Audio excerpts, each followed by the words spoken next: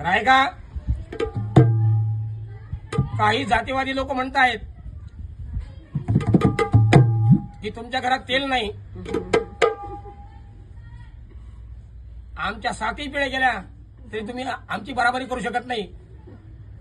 परंतु माझं म्हणणं त्यांना एकच आहे, ते आहे का? साऱ्या बापाच्या बापाचाही बाप झाला माझा भीमराव आंबेडकर. आणि एका पेनाच्या टोकावर संपूर्ण भारत देश त्यांनी उचललाय. तुमच्या 7 पिढ्याचा काय? अरे 100 पिढ्या गेल्या तरी आमचा बाबासाहेबांनी दिलेला आम्हाला काही सरत नाही. माडी आली, गाडी आली, साडी आली, मकान आलं, पण हे षडयंत्र लावलेलं आहे का? आणि म्हणून म्हणत आहे